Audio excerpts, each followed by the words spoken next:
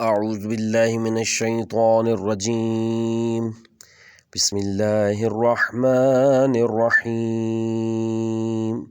محترم سامعین، آج ہم قرآن کے رولز آف قرآن میں سے اقلاب کے بارے میں پڑھیں گے کہ اقلاب کیا ہوتا ہے، اس کا کلیہ کیا ہے، ہمیں کیسے پتہ چلے گا کہ اقلاب یہاں پر ہو رہا ہے۔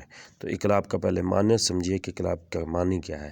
اقلاب کا مطلب ہے بدلنا، تبدیل کرنا، کسی ایک حرف کو دوسرے حرف میں تبدیل کرنا، یعنی با تھا تو اس کو کسی اور حرف میں تبدیل کرنا، نون ہے تو اس کو کسی اور حرف میں تبدیل کرنا، یہاں پر نون تبدیل ہوگی۔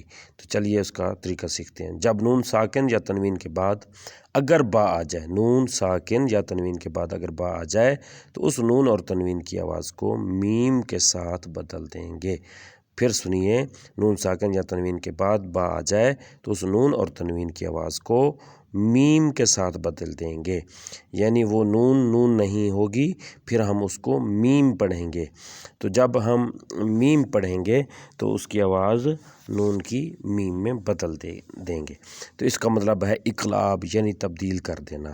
تو اس کی ایک مثال بھی ہم آپ کو سمجھاتے ہیں اور اس کو اچھے انداز میں پھر سمجھاتے ہیں کہ جب اقلاب کہتے کسے ہیں، بدل دینا، تبدیل کرنا۔ نون جزم، یعنی نون کے اوپر جزم ہو، نون ساکن ہو اور اس کے بعد یا تنوین ہو تو اس کے بعد با آ جائے تو وہاں نون کی آواز کو میم میں بدل کر غنہ میں تبدیل کر دیں گے۔ میم بعدی، میم بعدی، دیکھیں نون کے اوپر جزم ہے اور اس کے بعد با آ گیا تو ہم اس کو من بعدی کے بجائے میم بعدی پڑھیں گے، میم نون کی بجائے میم پڑھیں گے، میم بعدی۔ اور سمیع بصیر، سمیع بصیر پڑھیں گے۔ عین کے اوپر دو پیش ہے، تنوین ہے، پیش کی تنوین کو ہم میم میں بدل دیں گے۔ نون کی آواز جو ان کی آواز تھی اس کو پڑھیں گے، سمیع بصیر، کیونکہ با آگے آ رہا ہے۔ تو اسی طرح قرآن میں چلتے ہیں، اس کی مثالیں دیکھتے ہیں۔ یہاں پر دیکھیے قرآن مجید میں اوتوا الکتاب الا من بعدی، الا من بعدی، نون ہے اس کے اوپر جزم ہے اور پھر آگے با ہے تو اس کو بھی ہم میم میں بدل دیں گے۔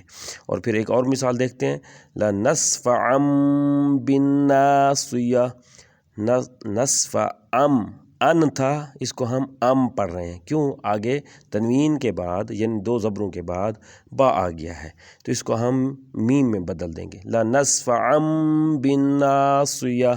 تو امید کرتے ہیں آج کی یہ ویڈیو آپ کو پسند آئی ہوگی۔ اگر پسند آئی ہے اس مختصر سی ویڈیو کو تو آپ نے لائک کرنا ہے، کمنٹس اچھا سا کر دیں، آگے شیئر کر دیں تاکہ آپ کو ہر نئی آنے والی ویڈیو ملتی رہے۔ خدا حافظ۔